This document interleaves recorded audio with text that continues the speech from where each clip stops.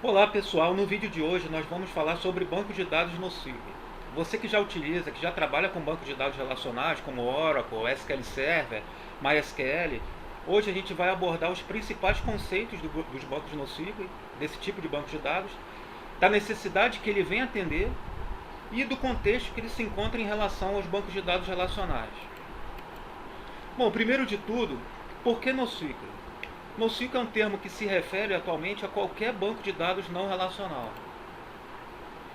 E esse conceito de NoSQL ele cresceu com gigantes da web como Facebook, Amazon, Google, e devido ao acentuado crescimento do volume de dados do século XXI, com o surgimento das redes sociais, dos aplicativos de mensagens, houve um grande aumento do volume de dados, um aumento exponencial no volume de dados, algo que os bancos de dados relacionais já não conseguem lidar com desempenho satisfatório. Daí a necessidade, o surgimento dos bancos de dados NoSQL.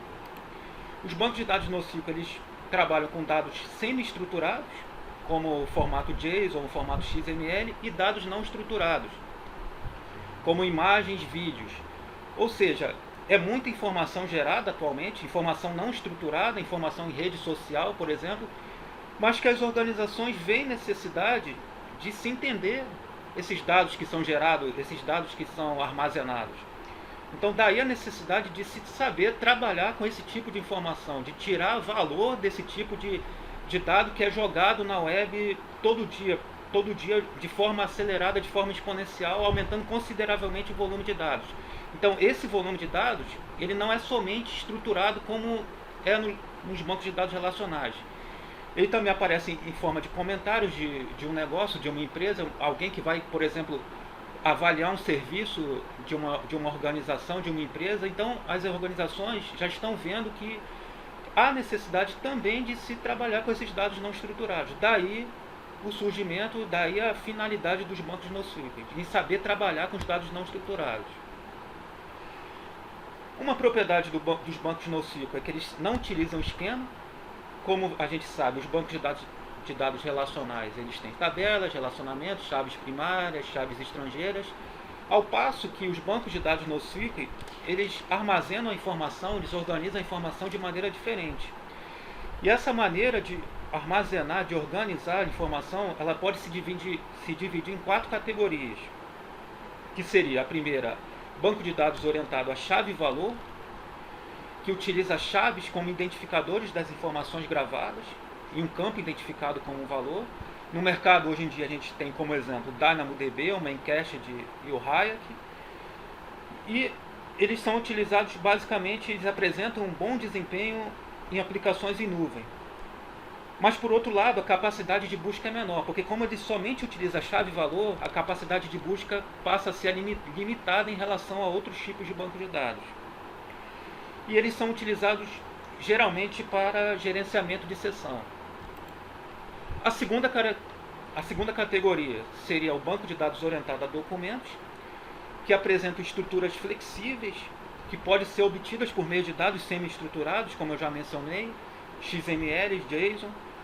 E exemplo de mercado que a gente tem atualmente seria o MongoDB, o banco de dados mais utilizado no mercado atualmente, CouchDB, banco de dados NoSQL no caso, o CouchDB e o Couchbase. Ele permite a realização de consultas mais elaboradas, tendo filtros por atributos e até a possibilidade de se utilizar índices. Eles são geralmente utilizados em aplicações web. A terceira categoria seria os bancos de dados orientados a colunas, que é uma extensão do armazenamento chave-valor. Ele possui conceitos similares ao modelo relacional, como criação de linhas e colunas, mas que não utilizam junções entre tabelas. Por exemplo, algo que a gente tem nos bancos de dados relacionais. E você que ainda não viu o nosso vídeo de junções SQL, dá uma olhadinha no nosso canal. Exemplos que a gente tem desse banco orientado a colunas no mercado hoje em dia seria o Bigtable do Google, o Cassandra e o HBase. E o quarto e último tipo de banco de dados NoSQL seria os bancos de dados orientados a grafos, que ele apresenta uma estrutura definida na teoria dos grafos. Eles usam os vértices como dados e as arestas como relacionamento entre esses dados. Exemplos no mercado que a gente tem hoje em dia seria o ArangoDB, o Infogrid e o AllegroDef. e geralmente eles são utilizados em redes sociais e em sistemas de recomendação. Então são essas as quatro categorias de banco de dados NoSQL. Nos comentários aí embaixo você vai poder ver um link para cada exemplo desse tipo de banco de dados, para você poder conhecer mais sobre cada um exemplo de cada tipo de banco de dados, um banco de dados de chave-valor, um banco de dados de documentos, um banco de dados orientados a colunas e um banco de dados orientado a gráficos. Você vai poder ver nos comentários, poder saber mais sobre cada um exemplo de cada um desses tipos de banco de dados. Bom, falando agora de escalabilidade. O que vem a ser esse termo escalabilidade? Qual é a importância, qual é a sua importância nos bancos de dados NoSQL? Conforme eu já falei, no século XXI houve um crescimento acentuado do volume de dados. Um banco de dados relacional, como o Oracle, para poder comportar, para poder trabalhar com esse crescimento, com esse grande volume de informação, o que teria que fazer? Teria que fazer um upgrade de hardware, um upgrade de software para poder melhorar o desempenho. Os bancos de dados NoSQL, por sua vez, eles já trabalham com outro conceito, que é da escalabilidade, que é o quê? Aumentar o número de hosts, de servidores, para dividir essa carga de dados pelo número de servidores. Então, um grande volume de dados, ele é distribuído para cada um desses hosts, para cada um desses servidores. E ainda, se um banco de dados se um servidor desses apresentar problema, se um servidor desses apresentar um problema e cair, isso é transparente para o usuário. O sistema vai continuar funcionando adequadamente, porque esse é um conceito dos bancos de dados NoSQL, é a disponibilidade.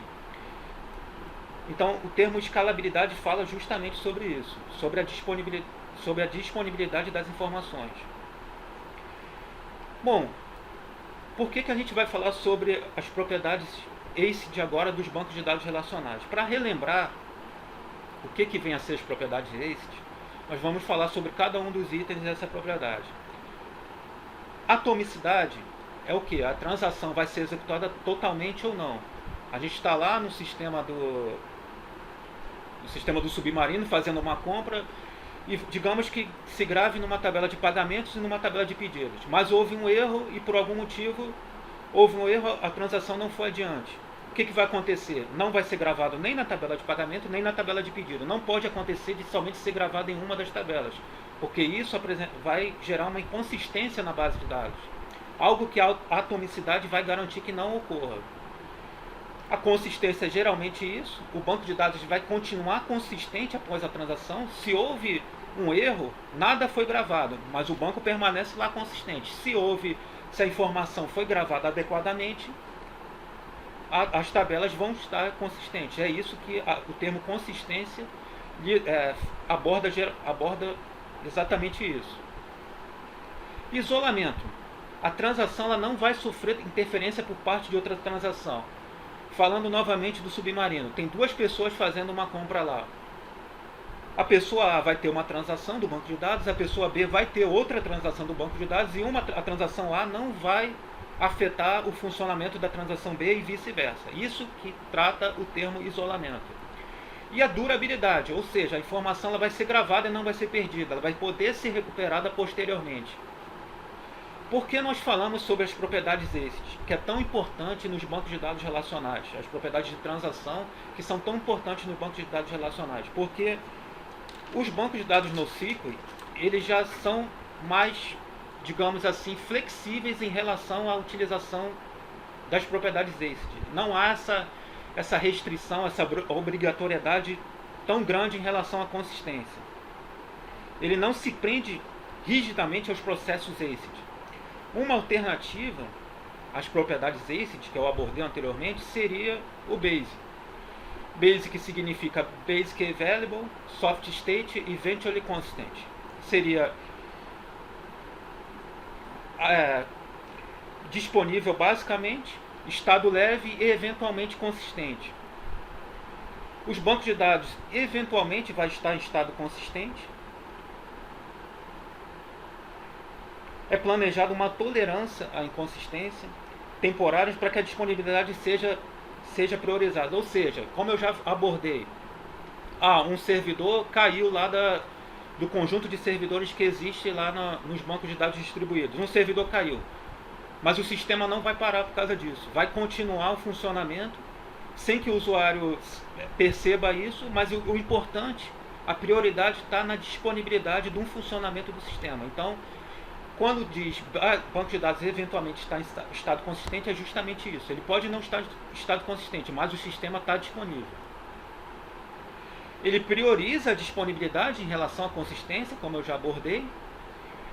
Ele flexibiliza em eventualmente atualizar os dados. Um exemplo, uma requisição de uma leitura de dados logo após uma requisição de escrita, ou seja, um dado foi inserido e logo em seguida há uma requisição de leitura desse dado. Por algum motivo pode acontecer de essa leitura ler o dado desatualizado, buscar o dado desatualizado, mas isso é algo que não vai perdurar por muito tempo, não vai durar muito tempo. Ele vai buscar a informação ainda não atualizada, mas é algo que não vai ser por muito tempo. Numa próxima requisição já vai ter o dado atualizado. Então a flexibilidade ela trata justamente disso, em tolerar essa falha, em priorizando a disponibilidade do sistema, a funcionalidade do sistema. Com isso, a escalabilidade ela vai estar altamente otimizada. Escalabilidade no sentido de o sistema se manter funcionando, que é isso que é o mais importante nos bancos de dados NoSQL, é entregar disponibilidade. Bom, finalmente, a gente vem à pergunta, o NoSQL ele substitui o SQL? A resposta é não. Ambos vão ser utilizados ainda, mas para necessidades, para fins diferentes. Se a gente tem a necessidade de lidar com grande volume de dados, com disponibilidade de informação, de consulta a esse grande volume de dados, a gente vai utilizar os bancos de dados NoSQL. Mas se por outro lado, a nossa necessidade ainda é dos dados estruturados, de manter os relacionamentos, as transações, a consistência das informações, como tratam as propriedades ACID, por exemplo, no mercado financeiro, uma aplicação bancária que os dados têm que ser recuperados de forma adequada, de forma consistente. Então, os bancos relacionais são ainda os mais adequados para tratar com esse tipo de informação. Então, os bancos de dados ele não vai ser uma substituição aos bancos relacionais, os bancos de dados NoSQL. Não vai ser uma substituição dos bancos relacionais. Ele é uma alternativa para outras necessidades que os bancos de dados relacionais não conseguem atender. Bom, pessoal, é isso. Obrigado. Se você gostou do vídeo, você curte aí embaixo, compartilhe. Dê uma olhada nos comentários dos exemplos de bancos de dados que eu mencionei.